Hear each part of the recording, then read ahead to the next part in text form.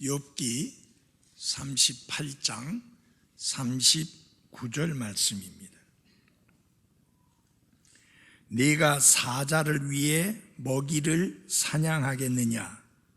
혹은 젊은 사자들의 식욕을 채워주겠느냐?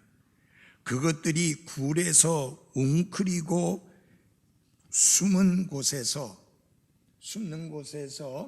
숨어 기다릴 때에 그러하겠느냐?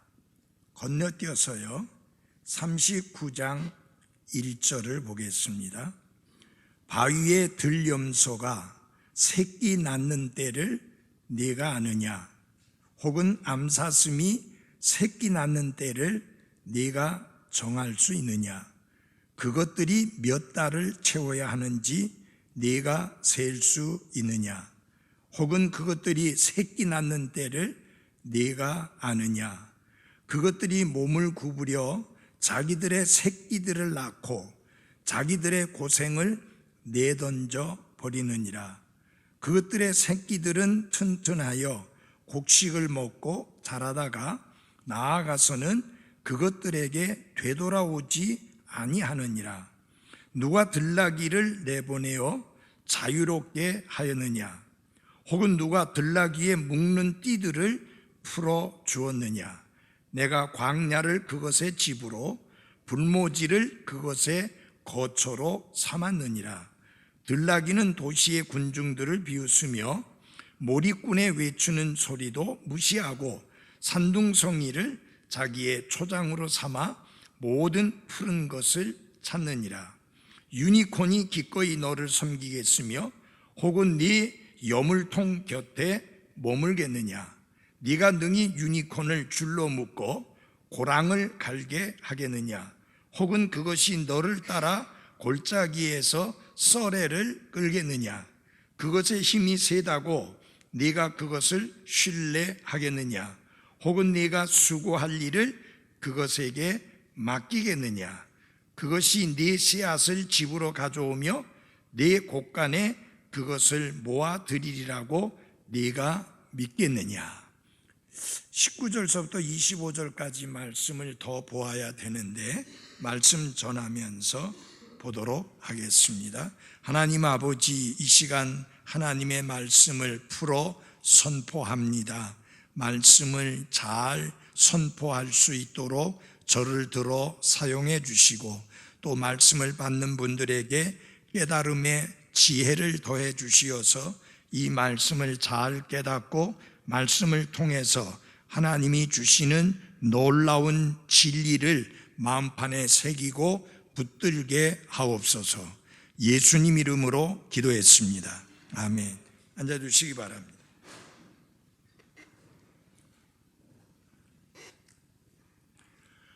무한히 지혜로우시고 절대적으로 선하신 하나님은 인간이 무엇이라 생각하든 또 무엇이라고 말하든 하나님은 모든 일을 완전하게 행하십니다.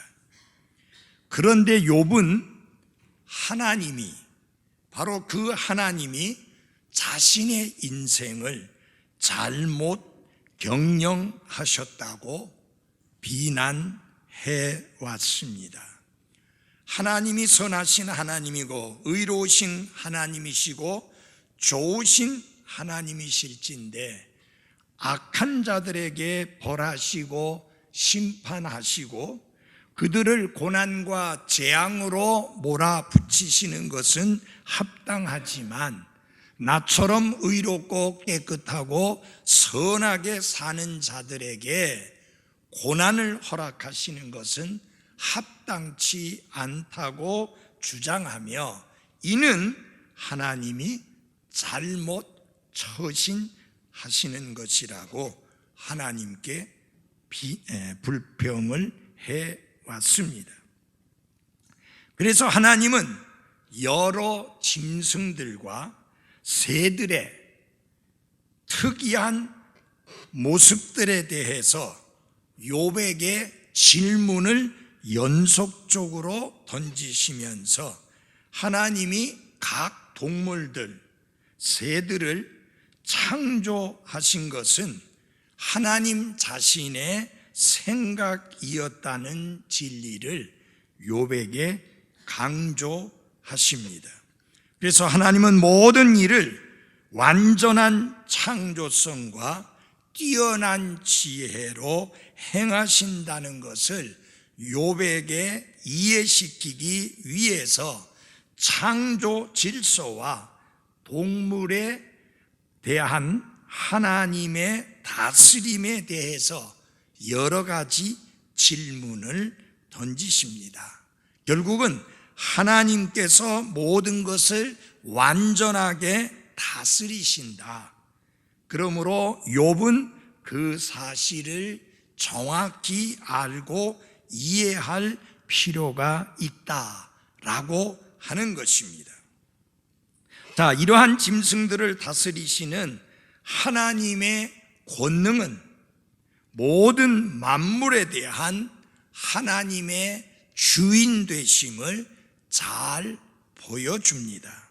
그래서 하나님의 질문은 6 종류의 짐승과 5 종류의 새에 대해서 집중되어 있습니다. 조금 전에 읽어드린 욥기 38장 39절에서 39장 30절까지 하나님은 6 종류의 짐승과 5 종류의 새들에 대해서 말씀을 하시면서 그 짐승들과 새들에 대하여 욥이 얼마나 알고 있는지 욥에게 연속적인 질문을 던지십니다. 그래서 욥은 이런 동물들을 깊이 생각하면서 그것들이 어떻게 살고 그것들을 어떻게 돌봐야 하는지 너는 정말 알고 있느냐라는 하나님의 질문에 대해서 욥이 대답을 해야 했습니다. 그러니까 여러분 생각해 보십시오. 앞에도 38장에서 하나님은 수없이 많은 질문을 욥에게 던지셨습니다. 그렇지만 욥은 그 질문에 대하여 한마디도 대답하지 못했습니다. 다시 하나님은 욥에게 연속적으로 질문을 던지는데 6 종류의 짐승과 5 종류의 새들에 대하여 질문을 던지는데 그것들에 대하여 한 가지씩만 질문을 던지는 게 아니라 여러 가지 질문을 던지니 수십 개의 질문을 하나님이 욥에게 던지시는데 물론 그 질문에 대한 욥의 대답은 한결같이 하나입니다. 뭡니까? 모릅니다 라는 대답일 수밖에 없습니다. 그 질문은 어떤 의미를 가지고 있고 무엇을 보여주기 위함인가? 2 가지 상대적인 사실을 보여주기 위함입니다. 하나는 하나님의 위대하심을 보여주기 위함입니다. 하나님의 연속적인 질문은 그 하나님이 얼마나 크고 위대하신 하나님이신가 하는 것을 보여주기 위함이고 상대적으로 욥이라고 하는 사람이 얼마나 무력하고 무지하고 연약한 존재인가 하는 것을 보여주기 위함입니다. 자, 그래서 하나님은 이 여러 짐승들과 새들에 대한 욥의 무지를 드러냄으로써 그동안 교만하게 말하고 행동해 왔던 것들에 대하여 겸손해지도록 하는데 하나님의 목적이 있었던 것입니다. 그래서 이와 같은 연속적인 질문에 한마디의 답변도 못하는 욥에게 있어서는 내가 무지하구나, 내가 정말로 나약하고 연약한 존재이구나, 하나님은 크시고 완전하신 하나님이시구나 하는 것을 좀 더 확실하게 깨우치는 큰 전환점이 될 것입니다. 그래서 하나님이 이 6종류의 짐승들과 5종류의 새들에 대한 연속적인 질문을 던지면서 하나님이 욥에게 심어주고자 하시는 중요한 진리는 무엇이냐? 하나님은 그분의 놀라우신 지혜와 놀라우신 능력으로 짐승들과 새들은 물론 모든 것들을 다스리시고 보살피시는 하나님이시다.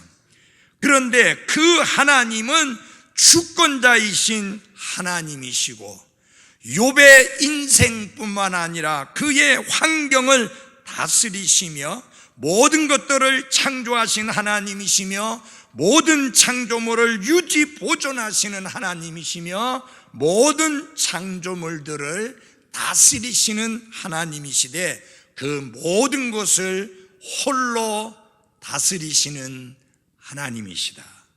그것을 욥에게 깨우쳐 주시는 것입니다. 그러면서 하나님의 다스리심에 대해서 욥이 무지했던 사실을 인정하도록, 그래서 하나님 앞에 겸손함을 보이도록 하는데 그 목적이 있습니다. 그래서 오늘은 이런 제목으로 말씀을 드립니다. 하나님이 모든 것을 홀로 다스리신다. 누가 도와줘야 되는 게 아닙니다. 누가 협조해 줘야 되는 게 아닙니다. 하나님은 능히 홀로 모든 것을 다스리실 수 있습니다. 나의 삶과 여러분의 삶, 나의 건강과 여러분의 건강, 내 생명과 여러분의 생명, 내가 하는 일과 여러분이 하는 일, 그 모든 것을 홀로 다스리시는 분이 하나님이십니다.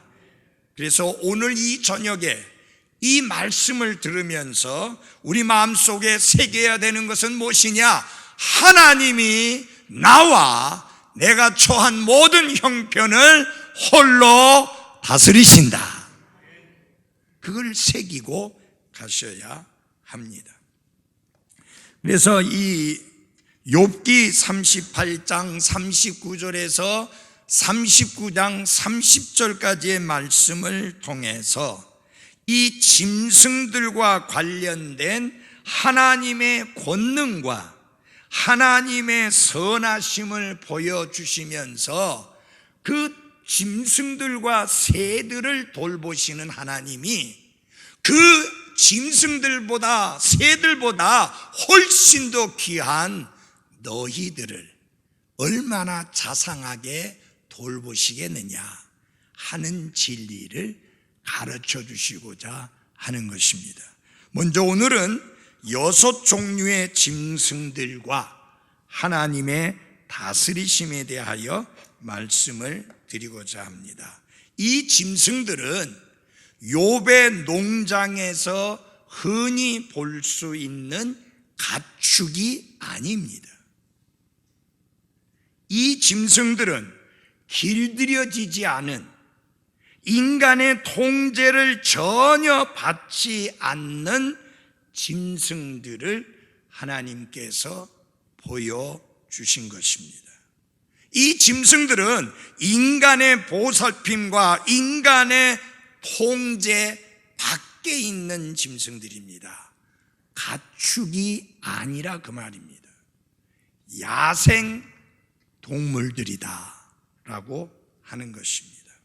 그래서 여기서 우리는 인간에게 길들여지고 인간의 지배를 받는 이 가축으로서 집의 울타리에 있는 그런 짐승들이 아니라 그 울타리 밖에 전혀 인간의 통제가 통하지 않는 그런 짐승들을 통해서 하나님이 귀한 교훈을 주시는 겁니다. 첫 번째, 하나님이 말씀하십니다. 하나님은 사자를 다스리신다.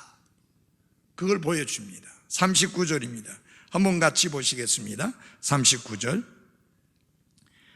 내가 사자를 위해 먹이를 사냥하겠느냐? 혹은 젊은 사자들의 식욕을 채워주겠느냐? 자, 욥에게 질문을 던집니다. 욥아, 네가 사자에게 가까이 가서 사자가 먹을 것을 건네줄 수 있겠느냐?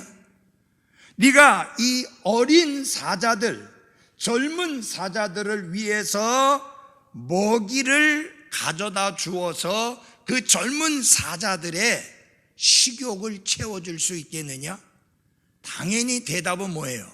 아니오죠. 그렇게 가까이 갔다가는 먹여 주기는커녕 어떻게 돼요? 잡혀 죽고 말아요. 뼈도 못 추려. 이 질문을 던진 이유가 뭡니까? 너는 사자를 다스리지 못하지만 나는 사자를 다스린다. 너는 사자의 필요를 채워줄 수 없지만 나 하나님은 사자의 필요를 채워주신다. 근데 여러분, 사자의 필요만 채워주십니까? 아니요. 이 사자와 관련된 말씀을 통해서 하나님께서 여러분과 저에게 보여주시고 가르쳐 주시고자 하시는 교훈이 뭐냐? 하나님은 우리의 모든 필요를 채워주시는 분이시다 하는 것을 가르쳐 주시는 겁니다. 우리 다 같이 빌립보서 4장 19절을 열어주시기 바랍니다. 빌립보서 4장 19절입니다. 같이 읽어보겠습니다. 빌립보서 4장 19절 시작.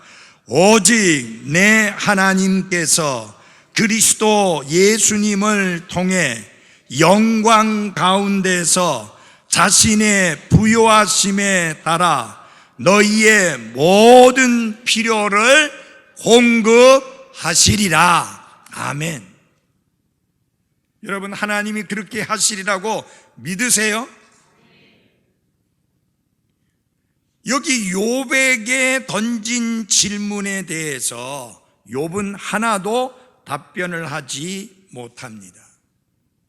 이런 질문들 앞에서 마치 인간이 뭔가 자랑할 것이 있다며 입을 벌리는 것은 하나님의 섭리에 대한 도전밖에는 안 됩니다.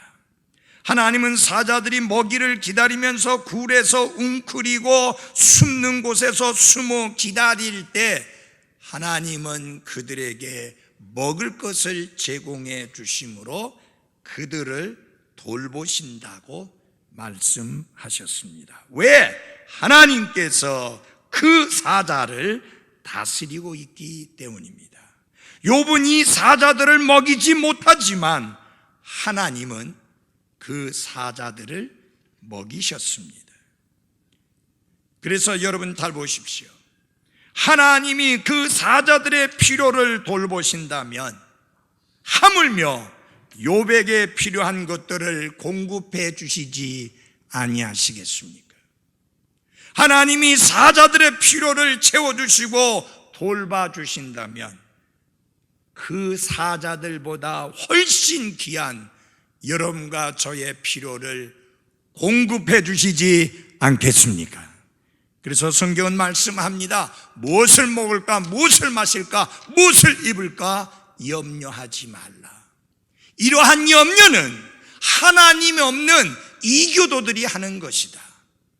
너희는 첫째로 하나님의 왕국과 하나님의 의를 구하라. 그리하면 이 모든 것을 너희에게 더하시리라.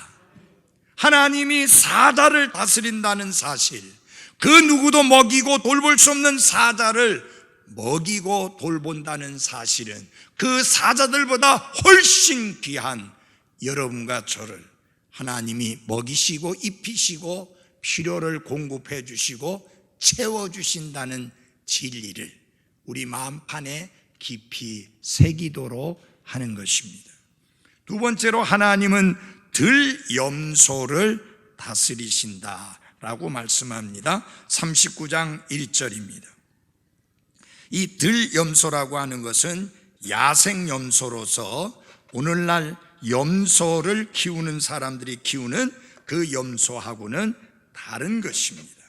자, 39장 1절을 한번 같이 읽어보겠습니다. 조금만 시작. 바위에 들염소가 새끼 낳는 때를 네가 아느냐. 하나님이 욥에게 특정한 때를 지적해서 그 때에 대하여 질문을 합니다. 생명이 시작하는 그 때, 생명이 탄생되는 그 때, 그것을 욥아 네가 아느냐 라고 질문하십니다. 역시 이 질문에 대해서도 욥은 아는 바가 없습니다.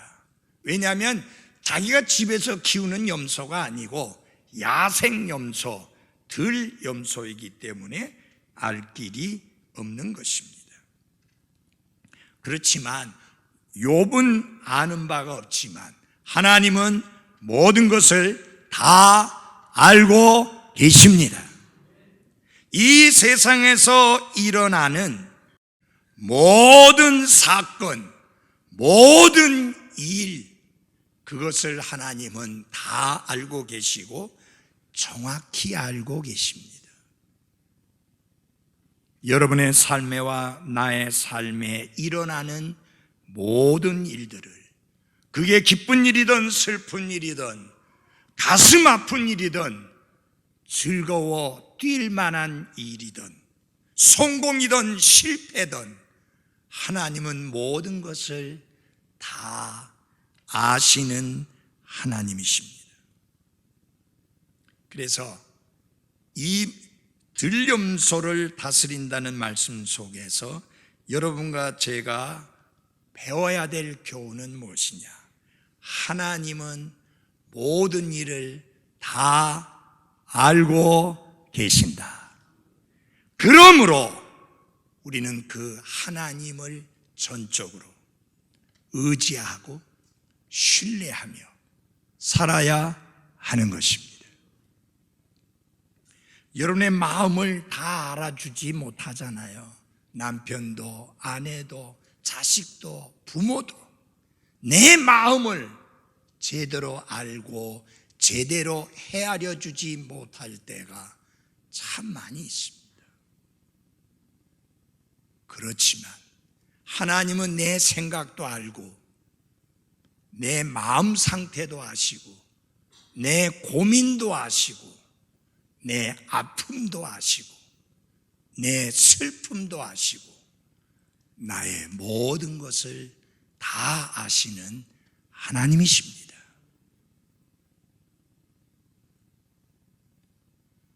여러분, 들염소는 인간의 지식이나 인간의 돌봄이 없어도 다 잘 자라고 있는데, 왜냐하면 하나님께서 자신의 창조물인 들염소를 돌보고 계시기 때문이죠. 그래서 어떤 것이 가장 최상의 것인지, 들염소를 위해서 어떤 게 가장 좋은 것인지 하나님은 다 아시고 그것을 제공해 주십니다. 그러나 욥은 이와 같은 진리에 대하여 전혀 알 길이 없죠. 결국은 욥은 하나님이 어떠한 섭리 가운데 어떻게 돌보고 계시는지 전혀 알지 못한다는 사실이 입증이 된 것입니다. 여러분 잘 보십시오. 욥은 자연계에서 일어나는 일들에 대해서도 하나님이 질문했을 때 답변을 할 수 없는 정도의 수준인데, 어찌 감히 지식 없이 이치에 맞지 않는 말들로 하나님께 불평을 할 수 있습니까? 하나님 부당합니다. 왜 내가 이렇게 고통을 당해야 합니까? 나 하나님 앞에 따져보고 싶습니다. 하나님 앞에 법정에 서서 시비를 가리고 싶습니다. 이렇게 이치 없는 말을, 이치에 맞지 않는 말들을 하나님 앞에 많이 내뱉었습니다. 사랑하는 여러분, 들염소가 새끼를 베는 때, 들염소가 새끼를 낳는 때 그것도 알지 못하는 인생이 하나님이 그분의 섭리의 태 속에 무엇을 넣으셨고 어느 날 무엇을 낳게 하실지 어찌 우리가 안다고 할 수 있겠습니까? 눈에 보이는 일도 모르는 상황인데 보이지 않는 일들을 어떻게 여러분과 제가 알 수 있겠습니까?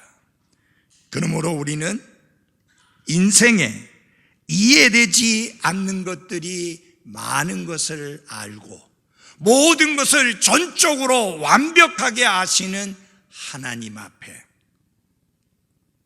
그분을 신뢰하며 그분을 의지하며 살아가는 것이 필요합니다. 잊지 마십시오. 두 번째 진리는 뭐예요?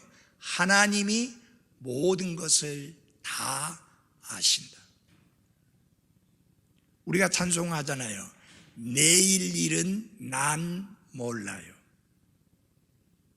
내일 일도 알지 못하는 인생입니다. 그러나 하나님은 내 탄생 이전부터 알았을 뿐만 아니라 마지막 숨이 고도지는 그날까지의 모든 일정과 모든 사건과 모든 것들을 완벽하게 다 아시는 하나님이십니다. 그러니까 걱정하지 말고 그분께 맡기고 그분을 신뢰하고 그 하나님을 의지하며 살아가는 저와 여러분이 돼야 할 것입니다. 하나님은 내 필요를 아시고 채워주신다. 첫 번째 진리입니다. 두 번째로 하나님은 나의 모든 것을 알고 계신다. 적당히 알고 계시는 게 아니에요. 조금만 알고 계시는 게 아니에요. 완벽하게 알고 계시는 하나님이십니다. 세 번째로 39장 보시겠습니다. 39장 1절 뒷부분입니다. 혹은 암사슴이 새끼 낳는 때를 네가 정할 수 있느냐? 그것들이 몇 달을 채워야 하는지 네가 셀 수 있느냐? 혹은 그것들이 새끼 낳는 때를 네가 아느냐? 그것들이 몸을 구부려 자기들의 새끼들을 낳고 자기들의 고생을 내던져 버리느니라. 그것들의 새끼들은 튼튼하여 곡식을 먹고 자라다가 나아가서는 그것들에게 되돌아오지 아니하느니라. 하나님은 암사슴을 다스리신다라고 말씀하십니다. 이 사실을 통해서 하나님이 우리에게 가르쳐 주시는 세 번째 교훈은 무엇이냐? 하나님은 우리를 돕는 자이시다. 다 같이 합시다. 하나님은 우리를 돕는 자이시다. 시브리서 13장 6절에 보면 하나님은 나를 돕는 자이시니 내가 무엇을 두려워하리요? 누구를 두려워하리요? 하나님이 우리의 돕는 자인 것을 감사하십시오. 여기 이 내용을 보면 그것입니다. 욥에게 질문을 던졌지만 역시 욥은 대답을 알지 못한다는 것이 사실입니다. 가축들은요, 목자와 농부가 수태할 때와 출산을 하게 될 때 돕지만 들짐승들은 아무도 돕는 자가 없습니다. 맞아요? 아무도 돕는 자 없어요. 혼자서 새끼를 낳습니다. 그리고 암사슴은 새끼를 낳을 때 큰 괴로움을 겪지만 전혀 사람의 도움을 받지 않습니다. 도대체 누가 도와주시느냐? 하나님께서 도와주십니다. 하나님의 섭리로 말미암아 새끼들을 무사히 낳고 그 새끼를 낳는 동안의 괴로움과 고통을 금방 잊어버립니다. 그래서 또 새끼를 낳게 되죠. 하나님은 암사슴이 새끼 낳는 때를 정확하게 아시고 직접 암사슴이 새끼 낳는 것을 보살펴 주신다. 그러기에 아무도 돌보는 사람이 없지만 새끼를 낳고 잘 키울 수 있는 겁니다. 암사슴이 새끼를 낳는 것조차도 하나님이 도우신다는 사실을 생각해 볼 때 암사슴보다 비교도 안 되게 귀하디 귀한 사람, 특별히 산고를 겪게 될 여인들에게 하나님이 얼마나 도움의 손길을 펼치시겠는가 하는 것을 우리는 생각해 봐야 합니다. 하나님은 해산하는 여인을 보살펴 주시고 도우실 것이기 때문입니다. 자, 여러분 보십시오. 이제 암사슴이 새끼를 낳았어요. 튼튼하게 자라면서 곡식을 먹고 자라다가 그 다음에는 이 자란 암사슴이 나가요. 무슨 말이냐면 독립해요. 떠나요. 그러면 다시는 돌아오지 아니하고 자립해요. 그 내용이에요 지금. 예. 여러분 이해하셨어요? 저기 4절 보십시오. 그것들의 새끼들은 튼튼하여 곡식을 먹고 자라다가 같이 읽어보겠습니다. 나머지 시작. 나아가서는 그것들에게 되돌아오지 아니하느니라. 근데 인간은 이 암사슴보다 훨씬 뛰어나면서도 부모 곁에 착 달라붙어 있어서 독립하지 아니하고 자립하지 아니하고 칸가루족이 되는 거, 이거 문제 있는 거 아니에요?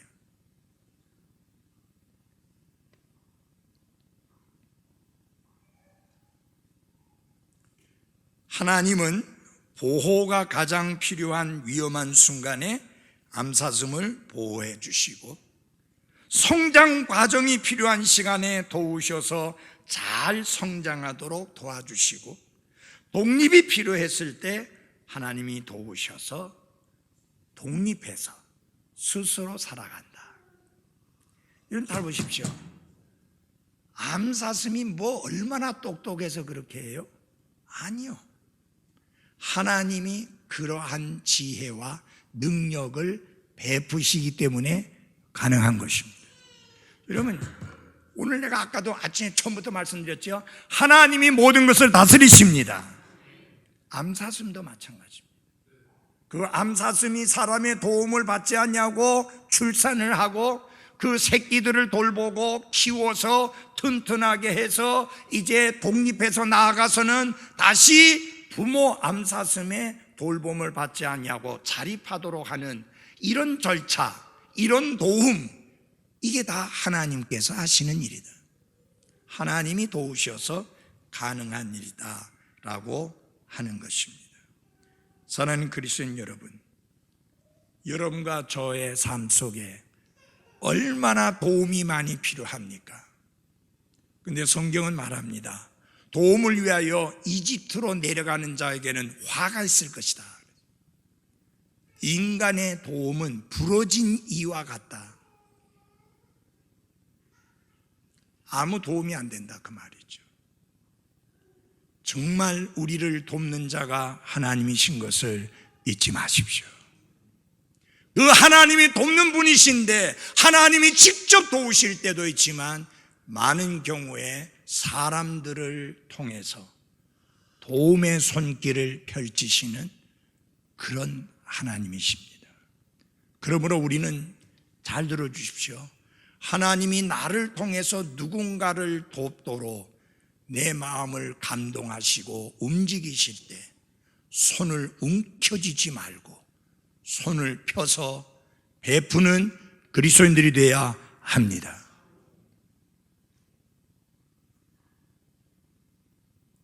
하나님, 저 형제의 필요를 채워주십시오. 하나님의 응답은 네가 채워줘라 라는 것일 수 있습니다.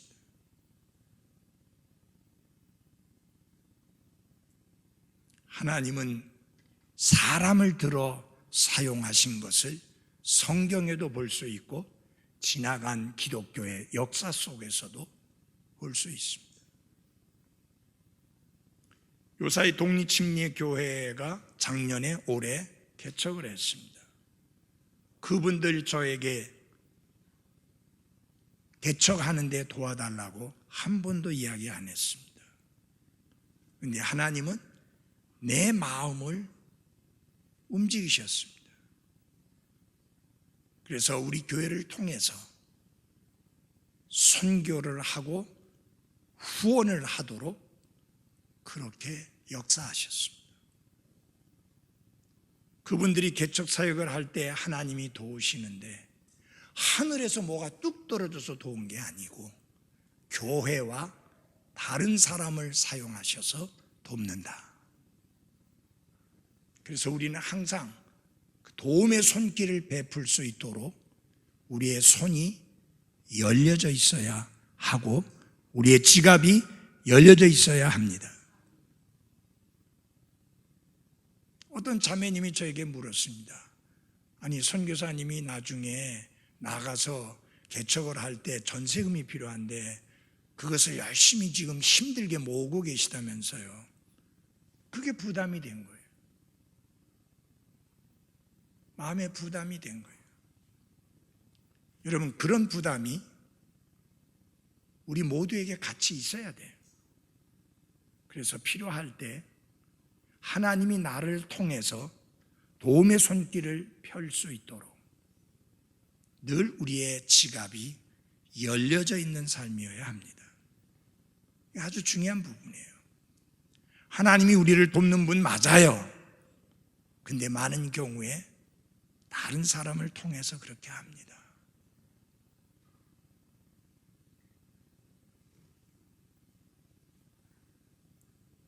여러분 이건 명백한 사실입니다.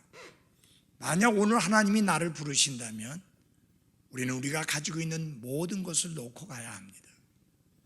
아무것도 가져갈 수 없습니다.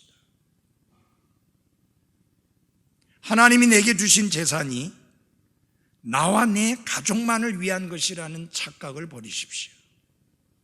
하나님이 내게 주신 그 모든 물질들은 누군가를 돕는 일에 쓰임받는 손길이 되도록 하나님이 내게 주셨다는 것을 잊지 말아야 합니다. 그리스도인으로서 성숙해지면 해질수록 우리의 지갑은 열려야 합니다.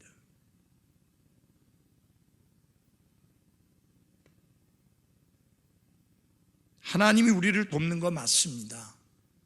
근데 사람을 통해서 한다는 것 잊지 마십시오. 그 다음에 우리 5절부터 8절까지를 보면 들나귀에 대한 내용이 나옵니다. 하나님은 들나귀를 다스리신다. 우리 5절부터 8절 같이 보겠습니다. 제가 읽어드리겠습니다. 누가 들나귀를 내보내어 자유롭게 하였느냐?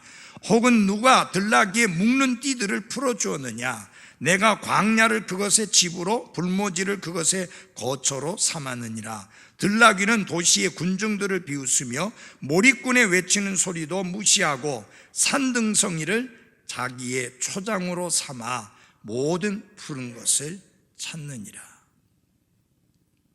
여기에 하나님의 권능과 지혜가 나타나고 있습니다. 하나님이 욥에게 묻습니다. 누가 들나귀를 사람이 살지 않는 광야에 보내어서 거기에서 살게 했느냐?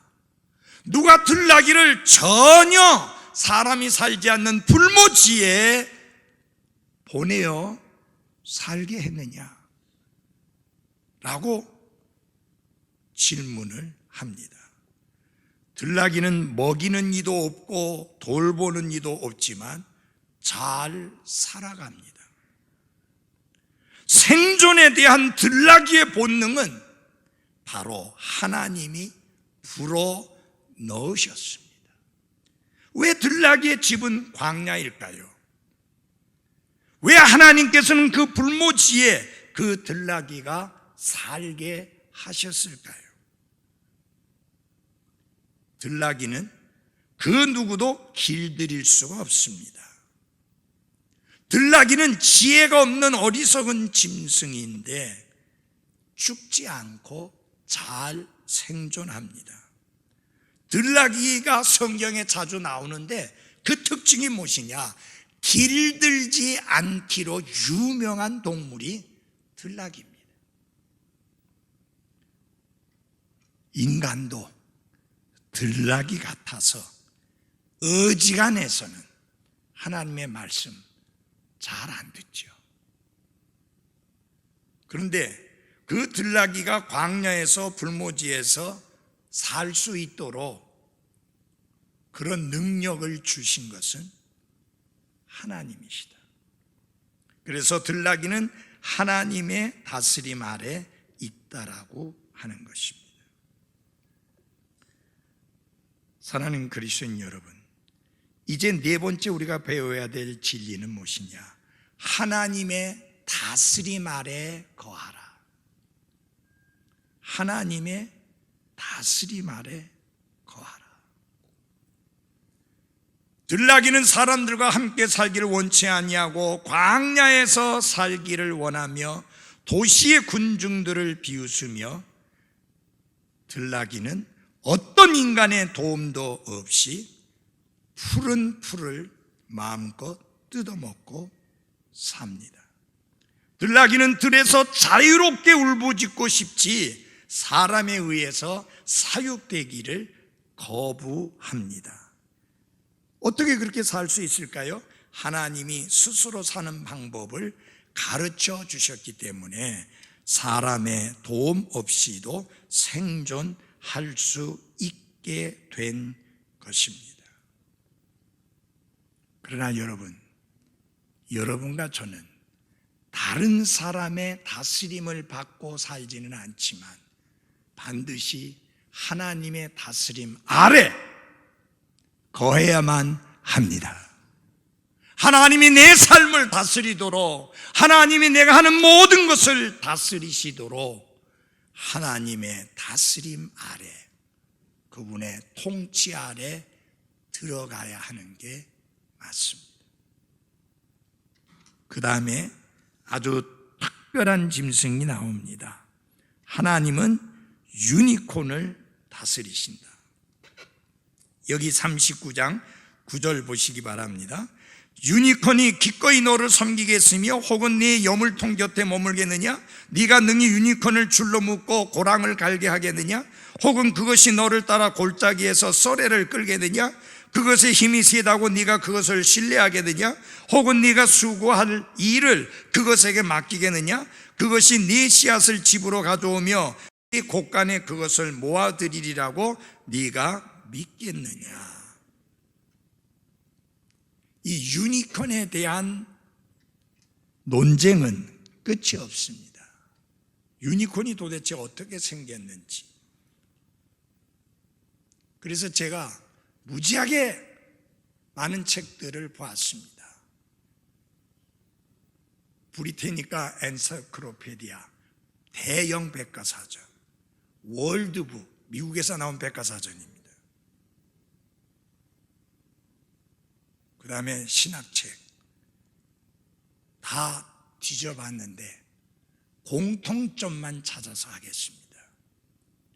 로마와 그리스 신화에 나오는 신비적인 동물이다. 지금은 존재하지 않는다. 또 한 가지 특징이 뭐냐? 한결같이 이야기하는 게 말같이 생겼는데 중앙에 뿔이 나 있다. 뿔이 나 있다.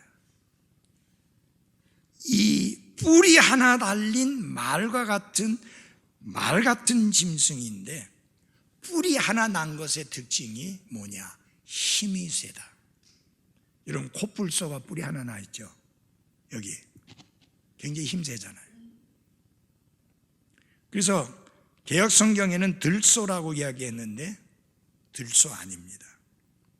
어쨌든 중요한 건 뭐냐? 힘이 세다. 여러분, 힘이 센 짐승이고 힘이 센 동물이니까 만약에 이것을 길들여 가지고 그 유니콘이 나를 섬기게 하고 그 유니콘이 농사를 짓고 그 유니콘이 밭을 갈고 그런다고 하면, 그리고 그것이 씨앗을 집으로 가져오고 곳간에 모아들이는 일을 한다고 하면 얼마나 도움이 되겠느냐. 지금 욥에게 이런 질문을 던지는 겁니다. 근데 그것이 가능한가요? No, 가능하지 않습니다.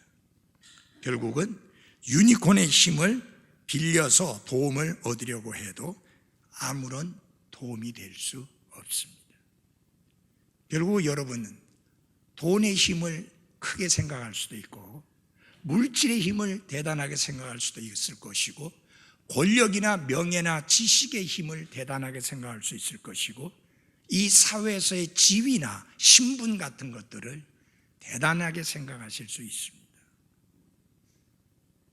그런데 그 모든 것들이 여러분을 섬기고 여러분에게 유익을 안겨주고 여러분에게 도움을 주는 그런 역할을 잘 할 것이라고 생각해서 그것을 의지했다가는 큰 코 다칩니다. 돈과 재물을 의지했던 어리석은 부자에게 하나님은 이렇게 말씀하셨잖아요. 어리석은 자여, 너 어리석은 자여, 오늘 밤에 네 혼을 취하면 네가 준비한 이 모든 것이 누구 것이 되겠느냐. 결국은 하나님께서 유니콘을 다스린다는 말씀을 통해서 우리에게 가르쳐주고자 하는 것이 뭐냐, 하나님만 신뢰하고 하나님만 의지하라. 하나님만이 여러분과 제가 신뢰하고 의지할 유일한 분이라는 것을 잊지 마십시오. 돈도 아니고 명예도 아니고 권력도 아니고 재물도 아닙니다. 마지막으로 이제 19절을 보겠습니다. 39장 19절입니다. 네가 말에게 힘을 주었느냐? 네가 그것의 목을 천둥으로 입혔느냐? 네가 그것으로 하여금 메뚜기처럼 무서워하게 할 수 있느냐? 그것의 콧구멍의 영광은 두려우니라. 그것이 골짜기에서 땅을 박차고 자기 힘을 기뻐하며 나아가서 군사들을 맞대 두려움을 조롱하고 놀라지 아니하며 칼 앞에서도 돌아서지 아니하고 화살통과 번쩍이는 창과 방패가 자기를 향하여 우르르 소리를 낼지라도 맹렬히 성을 내며 땅을 삼키고 그것이 나팔 소리인 줄을 믿지 아니하며 나팔 소리들 속에서도 하하하고 멀리서 싸움 냄새를 맡으며 대장들의 호령 소리와 외치는 소리를 듣느니라. 말은 힘과 용기로 가치를 크게 평가받고 인정받는 동물입니다. 말은 힘과 용기 때문에 특히 위험에 직면했을 때 발휘하는 그런 장점 때문에 칭찬을 받는 동물이 말입니다. 성경은 하나님이 창조하신 이 말의 특징을 이렇게 자세히 설명하고 있는데, 여기서 말씀하고 있는 말, horse, 이 말은 농장에서 키우고 여러분들이 타본 경험이 있는지 모르겠지만 제주도 갔다가 한 번씩 타잖아요. 그런 종류의 말이 아니라 전투를 할 때 전쟁에 쓰는 그런 말을 의미합니다. 여기 보면은 재미있는 내용이 나오는데요, 이 말은 이상한데요, 메뚜기나 뱀을 보면 엄청 놀라서 두려워합니다. 메뚜기를 보면 두려워해요. 왜 그런지 모르는데. 그런데 전쟁터에서는 최대의 속도로 용맹하게 달려드는데 칼도 무서워하지 않고 창도 무서워하지 않냐고 활도 무서워하지 않냐고 싸운다. 이런 위험을 무릅쓰고 전장에서 효과적으로 쓰이기 때문에 필요한 힘과 능력이 요구되는데 그걸 주신 분이 누구냐? 하나님이다. 사랑하는 여러분, 욥은 힘과 위험을 말에게 줄 수 없습니다. 하나님은 욥이 무서운 시련에 직면했을 때 그 자신을 용감할 수 있도록 만들 수 없다고 하는 것을 가르쳐 줍니다. 그러면 용기가 어디서 나올까요? 이 구절 같이 봄으로 마치겠습니다. 이사야서 40장입니다. 그래서 여섯 번째 교훈은 하나님만 우러러 바라라 라고 하는 것입니다. 오직 하나님만 우러러 바라라. 우리 이사야서 40장 31절입니다. 이사야서 40장 31절입니다. 같이 읽겠습니다. 시작. 오직 주를 우러러 바라는 자들은 자기 힘을 회복하리니 그들은 독수리같이 날개치며 올라갈 것이요 달려가도 피곤하지 아니하고 걸어가도 기진하지 아니하리로다. 누가 힘을 얻느냐? 누가 용기를 얻느냐? 누가 담대함을 얻느냐? 하나님을 우러러 바라보는 자가 용기와 담대함을 얻습니다. 신약에서는 이렇게 말씀했죠. 믿음의 창시자요 또 완성자이신 예수 그리스도를 바라보자. 같은 말씀입니다. 하나님을 우러러 바라볼 때, 예수 그리스도를 우러러 바라볼 때 우리는 승리할 수 있고 용기를 얻을 수 있고 힘을 얻을 수 있습니다. 여러분이 세속적인 그리스도인이 되고 싶으면 세상을 바라보십시오. 실패하는 그리스도인이 되고 싶으면 여러분 자신을 바라보십시오. 낙담하는 그리스도인이 되고 싶으면 다른 사람을 바라보십시오. 승리하는 그리스도인이 되고 싶으면 예수 그리스도를 바라보십시오. 기도하겠습니다.